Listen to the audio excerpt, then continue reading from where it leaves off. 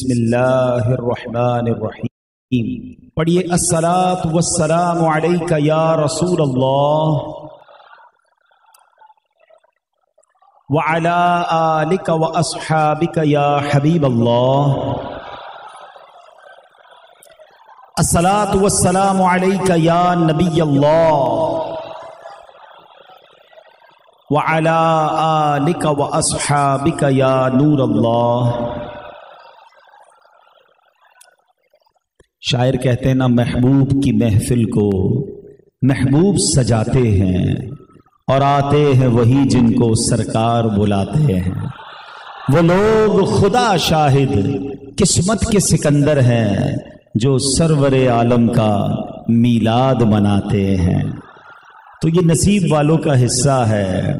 وہ کسی نے کہا نا کہ جناب یہ بتاؤ میلاد منانا کہاں لکھا ہے؟ تو عاشق رسول نے جواب دیا ہمارے مقدر میں لکھا ہے۔ تو اللہ کرے کہ ہمارے مقدر میں یہی لکھا رہے کہ ہم آخری وقت تک، اپنی زندگی کی آخری سانسوں تک نبی پاک کا ذکر کرتے رہیں۔ میرا دین و ایمان فرشتے جو پوچھیں، آقا تمہاری ہی جانب اشارہ کروں میں۔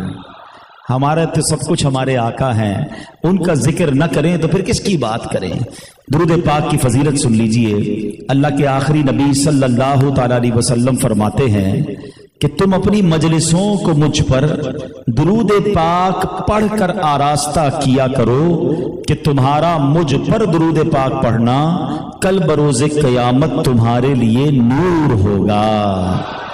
سب کو نور چاہیے قیامت کے دن، تو قیامت کا نور حاصل کرنا ہے تو درود پاک کثرت سے پڑھنا ہے۔ آئیے مل کر محبت کے ساتھ بآواز بلند درود پاک پڑھ لیں۔ صلو علی الحبیب صلی اللہ تعالی علی محمد صلی اللہ علیہ وسلم۔ سرور کائنات صلی اللہ تعالی علیہ وسلم کا ذکر خیر ہو رہا ہے۔ میرے آقا علیہ الصلوۃ والسلام کی ذات ایسی با کمال ہے کہ نبی پاک کی زندگی کا ہر پہلو بھی کمال کا، اور پیارے آقا کے جسم اقدس کا ہر عضو بھی کمال کا ہے۔ یعنی نبی پاک سر سے لے کر پاؤں تک سراپا معجزہ ہے۔ پیارے آقا کے اسپرچولی جو پاور تھی، جو روحانی طاقت تھی، اس پر تو بہت بات ہوتی ہے۔ آج میں نبی پاک کے جسم اقدس کی کچھ بات کرنا چاہتا ہوں۔ سبحان اللہ۔ امام عشق و محبت کہتے ہیں نا، سر تاب قدم ہے تنے سلطان زمن پھول، لب پھول بدن پھول زکن پھول دہن پھول۔ ساری کی ساری ذات مصطفیٰ جسم اقدس با کمال ہے۔ اچھا، جسم اقدس کے ہر عضو پر بات کریں تو کئی دن اور کئی راتیں بیت جائیں گی۔ آج میں صرف بات کروں گا میرے آقا کی مبارک زبان کی، وہ زبان جس کو سب کن کی کنجی کہیں۔ آئے ہائے، کیسی زبان مبارک ہے کہ وہ زبان جس کو سب کن کی کنجی کہیں، اس کی نافذ حکومت پہ لاکھوں سلام۔ نبی پاک کا پہلے دور سمجھنا، جس دور میں جیسے نبی آئے نا ویسے انبیاء کو معجزات دیے گئے۔ تھوڑا سا اگر ہسٹری پہ نظر ہو تو حضرت عیسیٰ علیہ الصلوۃ والسلام کا جو دور تھا نا، اس دور میں میڈیکیشن کا دور تھا۔ بڑے بڑے ڈاکٹرز تھے، علاج دریافت ہو رہے تھے۔ تو وہ قوم کہنے لگی کہ ہم تو جب اللہ کا نبی مانے جب آپ کو علاج میں کمال کر کے دکھائیں۔ اچھا، وہ بڑے بڑے ڈاکٹرز تھے، مگر وہ اندھے کو، جو مادرزاد اندھا ہوتا تھا، آنکھ ہی نہیں ہوتی تھی، اس کو آنکھ نہیں دے سکے۔ کوڑ کا جو مریض ہوتا تھا اس کا علاج تھا نہیں ان کے پاس۔ حضرت عیسیٰ علیہ السلام کو اللہ نے وہ معجزہ دیا کہ آپ مادرزاد اندھے کی آنکھ پر دم کرتے تھے، وہ آنکھ والا ہو جاتا تھا۔ کوڑ کے مریض کے جسم پر ہاتھ پھیرتے تھے، وہ اس کی مرض دور ہو جاتا تھا۔ اچھا، پھر انہوں نے کہا علاج تو ہم بھی کر لیتے ہیں، کچھ علاج آپ بھی کر لیتے ہیں، مردہ کو زندہ کوئی نہیں کر سکتا۔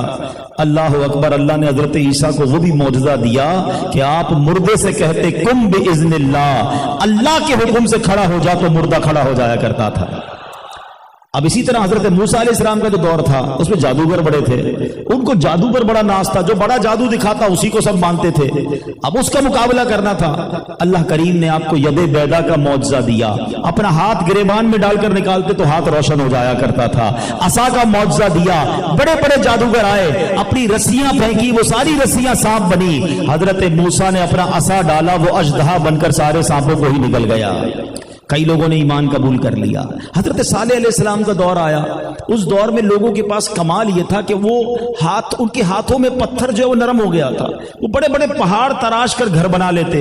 ان کو لگتا ہم تو بڑے کمال کے لوگ ہیں, اتنا بڑا پہاڑ اسے کھود کر اپنا گھر بنا لیتے ہیں. حضرت صالح سے انہوں نے مطالبہ کیا کیا؟ کہتے پہاڑ توڑنا گھر بنانا سب آتا ہے ہم کو, مگر ہم کو یہ پتا ہے پہاڑ بچہ نہیں دیتا. اگر آپ اللہ کے نبی ہیں تو آپ اشارہ کریں, بتائیے اس پہاڑ میں سے اونٹنی نکال کر بتائیے. اور اونٹنی بھی نکلنی چاہیے, وہ اونٹنی گابن بھی ہونی چاہیے, بچہ بھی دے. بڑا عجیب سوال ہے, پہاڑ بچہ نہیں دیتا, اونٹنی نہیں دیتا, پھر اونٹنی کو بچہ ہوا جائے, یہ کیسے ممکن؟ مگر معجزہ تھا. آپ نے اشارہ کیا, پہاڑ پھٹا, اونٹنی نکلی, اونٹنی گابن تھی. کچھ عرصے بعد اونٹنی نے بھی بچہ دیا. جس نے ایمان لانا تھا ایمان لائے, ورنہ بہت سارے لوگ ایمان نہیں لائے. تو پتہ چلا جیسا دور ویسا معجزہ. نبی پاک کے دور میں ایک اور کمال یہ تھا عرب کے لوگوں کا کہ ان کو اپنی زبان پر بڑا ناز تھا. ان کو لگتا تھا ہمیں ہی بولنا آتا ہے. انٹلیکچوئل لوگ تھے, بڑے بڑے فصاحت و بلاغت کے بادشاہ تھے. جیسے تلواروں سے مقابلہ ہوتا تھا نا, ویسے الفاظ سے بھی مقابلہ ہوتا تھا. کعبہ مشرفہ کی دیوار کو انہوں نے ایگزیبیشن وال بنایا ہوا تھا. کوئی شاعر آتا اپنا کلام لٹکا کر جاتا, دوسرا آتا کہتا اس سے اچھا میرا کلام ہے, اس کا کلام اتار کر اپنا لگا کر جاتا. ان کے اندر مقابلے ہوتے تھے اشعار کے, الفاظ کے, محاوروں کے. عرب کے لوگوں کو اپنی گفتگو پر اتنا ناز ہے, اس زمانے میں بھی تھا اور اب بھی ہے.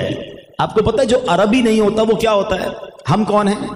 ذرا زور سے بولو, کتنا شوق سے کہہ رہے ہو اجمی. اجمی کے معنی پتہ ہے؟ اجمی کے معنی گونگا. ہاں, اپنے آپ کو آپ کہہ رہے ہو ہم اجمی ہیں. عرب کے لوگوں کا ماننا یہی تھا کہ عربیوں کو ہی بولنا آتا ہے, باقی سارے اجمی ہیں, باقی سارے گونگے ہیں, ان کو کہاں بولنا آتا ہے. ایسی زبان, ان کے اپنی زبان پر ناز تھا. اب نبی پاک اس دور میں آ گئے. ٹھیک ہے, اب نبی پاک کو ان کو اللہ کی طرف بلانا ہے تو اللہ نے پھر کیسا کلام عطا فرمایا, کیسی زبان عطا فرمائی, کیسی فصاحت عطا فرمائی. بریلی کے تاجدار سے پوچھو, وہ کہتے ہیں میں نثار تیرے کلام پر, ملی یوں تو کس کو زبان نہیں. حضور بولنے والے تو بڑے آئے, مگر جب آپ گفتگو فرماتے ہیں تو بڑے بڑے ان کے جو ہے نا چھکے چھوٹ جاتے تھے کہ یہ الفاظ کون سے ہیں, یہ باتیں کدھر سے آئی ہیں. میں نثار تیرے کلام پر, ملی یوں تو کس کو زبان نہیں. وہ سخن ہے جس میں سخن نہ ہو, وہ بیان ہے جس کا بیان نہیں. آقا تیرے آگے یوں ہیں دبے لچے, فصحا عرب کے بڑے بڑے, کوئی جانے منہ میں زبان نہیں بلکہ جسم میں جان نہیں. نبی پاک گفتگو فرماتے, وہ شوق ہو جاتے, وہ حیران ہو جاتے, کیونکہ اللہ نے نبی پاک کو جوامع الکلم بنایا.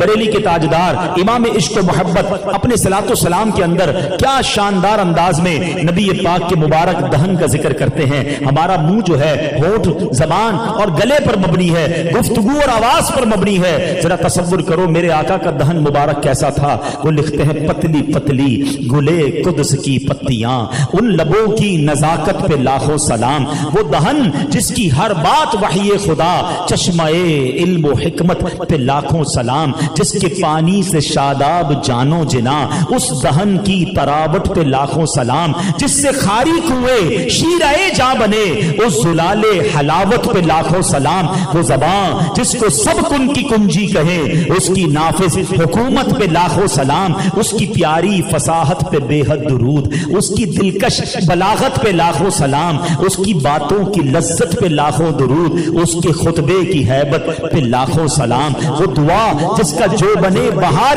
قبول, اس نسیم اجابت پہ لاکھوں سلام. جس کے گچھے سے لچھے جھڑے نور کے, ان ستاروں کی نزہت پہ لاکھوں سلام. جس کی تسکین سے روتے ہوئے ہنس پڑے, اس تبسم کی عادت پہ لاکھوں سلام. آئے ہائے, ایسا منہ مبارک ہے, ایسی مسکراہٹ ہے, ایسی آواز ہے. آواز پتہ ہے کیسی تھی نبی پاک کی مبارک آواز. اس وقت باہر لوگ بیٹھے ہیں, آپ کو مائک لگانا پڑا ہے, ٹھیک ہے. اچھا, مائک میں بھی ایک مائک ہوتا ہے نارمل مائک, ایک مائک ہوتا ہے ایکو ساؤنڈ والا, مزہ آتا ہے سننے میں, آواز کی گونج پیدا ہوتی ہے.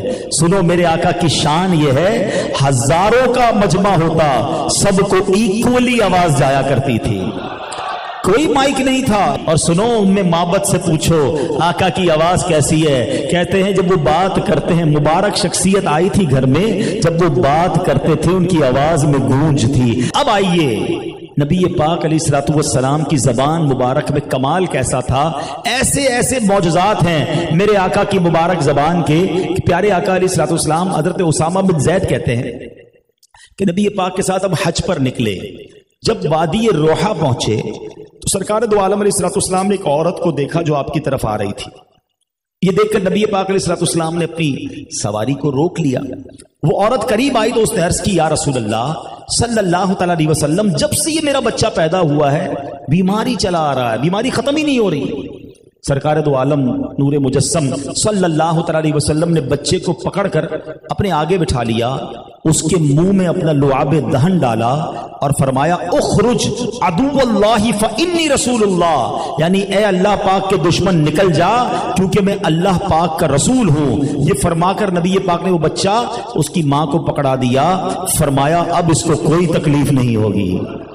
آقا نے کہہ دیا جو نکلنا تھا وہ نکل گیا۔ اب نبی پاک حج کو چلے گئے۔ وہ کہتے ہیں واپس آئے تو وہی عورت جو ہے نبی پاک کے راستے میں کھڑی ہے، بنی ہوئی بکری لے کر حاضر ہوئی ہے، اور آقا علیہ الصلوۃ والسلام نے فرمایا بی بی اس بکری کا ایک بازو مجھے دو۔ اس نے حاضر کر دیا۔ پھر دوسرا بازو دو، اس نے دوسرا بازو بھی دے دیا۔ پیارے آقا نے فرمایا کہ اور بازو پکڑاؤ۔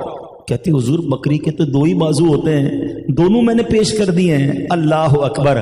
آقا نے فرمایا اے خاتون اگر تم چپ رہتی اور یہ نہ کہتی کہ بازو دو ہوتے ہیں، جب تک میں کہتا رہتا تم مجھے بازو پکڑاتی رہتی۔ ٹھیک ہے اور بکریوں کے بازو دو ہوں گے، ارشاد فرمانے والا کون ہے کہ تم دیتی جاتی بازو بڑھتے جاتے۔ اللہ اکبر۔ جاتے ہوئے نبی پاک نے ان کے بچے کو دم کر کے اور لعاب دہن ڈال کر ٹھیک کر دیا۔ واپسی میں مزید معجزہ دکھایا۔ جبھی تو مولانا حسن رضا خان صاحب کہتے ہیں نا ایسا تجھے خالق نے طرح دار بنایا، ایسا تجھے خالق نے طرح دار بنایا، یوسف کو تیرا طالب دیدار بنایا۔ کونین بنائے گئے سرکار کی خاطر، کونین کی خاطر تمہیں سرکار بنایا۔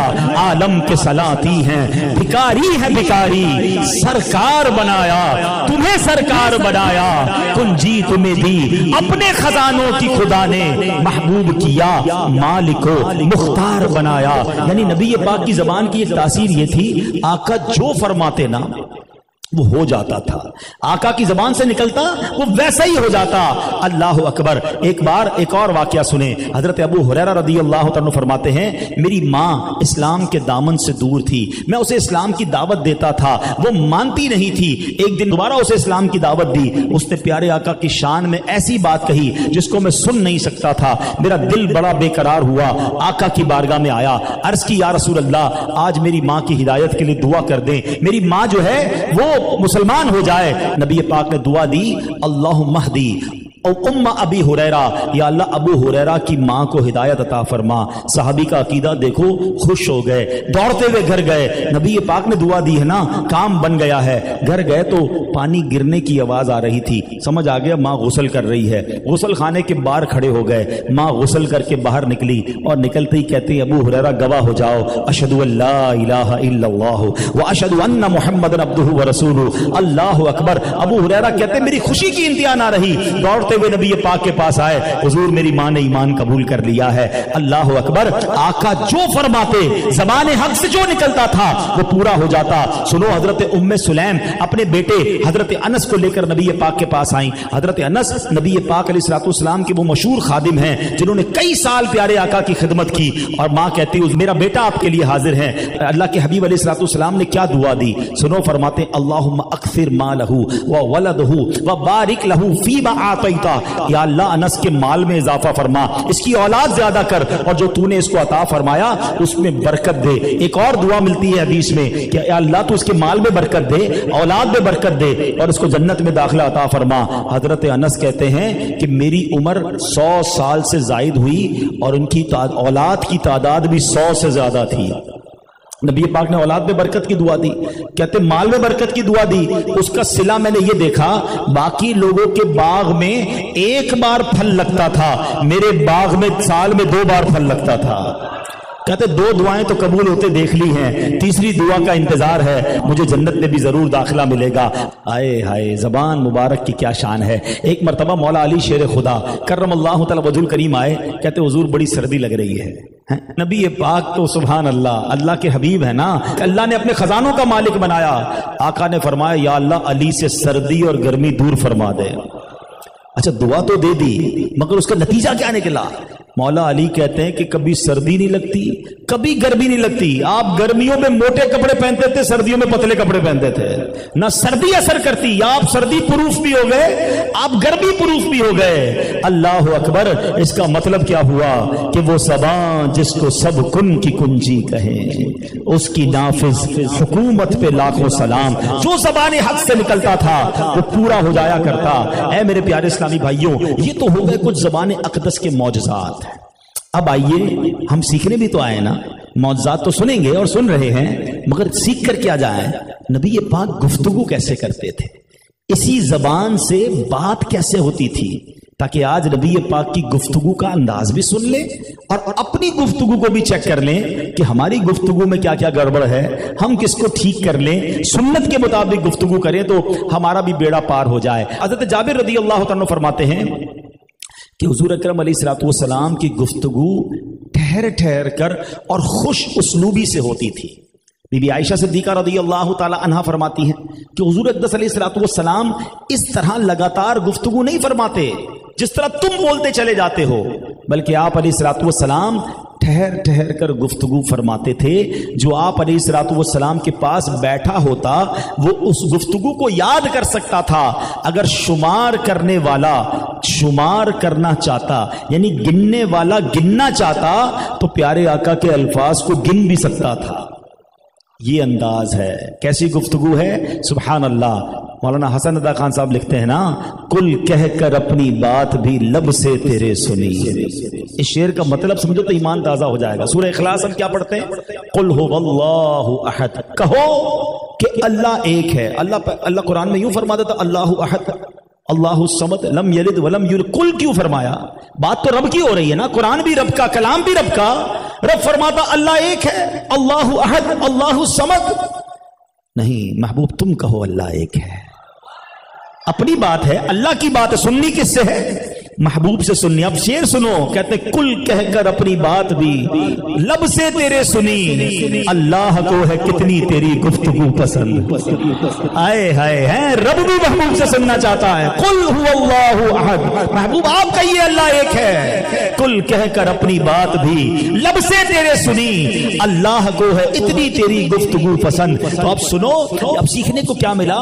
نبی پاک تیز تیز بات نہ کرتے، چلا چلا کر بات نہ کرتے، ٹھہر ٹھہر کر آرام سے، اتنی آرام سے کہ سامنے والا الفاظ گن لیتا۔ اب غور کریں کہ ہم ایسے بات کرتے، ہم میں سے کچھ لوگ تو شالیمار ایکسپریس چل رہی ہوتی ہے، سمجھ ہی نہیں رہا ہوتا کیا بول رہا ہے بھائی، تھوڑا رک کے بھائی آرام سے، سمجھ بھی نہیں، واٹس ایپ سنو تو سمجھ پہلے ہی ملٹیپلائی بائی 2 کی سپیڈ سے جا رہا ہے، بھائی وہ ہمیں کرنا پڑے گا، تم کیوں اتنی سپیڈ سے جا رہے ہو؟ اچھا کچھ لوگوں کو چیخ چیخ کے بات کرنے کی عادت ہے، بندہ سمجھے لڑائی کر رہا ہے، نہیں میں لڑائی نہیں کر رہا، میرا اسٹائل ہی ایسا ہے۔ کیوں اسٹائل ایسا ہے بھائی آپ کا؟ نرمی سے، شفقت سے، پیار سے بات کریں، محبت سے بات کریں، بندے کو سننا اچھا لگتا ہے۔ یہاں تو میں مبلغین کے لیے بھی مدنی پھول دوں گا جو ماشاءاللہ مبلغین بیٹھے ہیں، کہ دیکھیں عوام کو بھی وہ بیان پسند آتا ہے، یا دنیا میں وہ بیان زیادہ سنا جاتا ہے جو نرم لہجے میں بات کی جائے، چیخ کر چلا کر توڑ پھوڑ کر کے یہ بیان کون سنے گا؟ تو بیان بھی اگر آپ کریں، گفتگو بھی کریں تو نرمی کے ساتھ، شفقت کے ساتھ، آرام آرام سے، ٹھہر ٹھہر کر بات کریں۔ یہ نبی پاک کی سنت بھی ہے، سبحان اللہ۔ اور پیارے آقا علیہ الصلوۃ والسلام جو اہم بات ہوتی تھی نا، اس کو 3 بار دہراتے تھے، ریپیٹ کرتے تھے، تاکہ سامنے والا اسے یاد کر لے۔ تو یہ ہے پیارے آقا علیہ الصلوۃ والسلام کا طریقہ۔ اچھا پھر آگے چلیں، نبی پاک علیہ الصلوۃ والسلام کی ذات کیسی کہ حضرت ابو درداء رضی اللہ تعالیٰ سے روایت ہے کہ میں نے نبی کریم علیہ الصلوۃ والسلام کی زیارت کی سعادت حاصل کی۔ آپ محو گفتگو تھے، آپ گفتگو فرما رہے تھے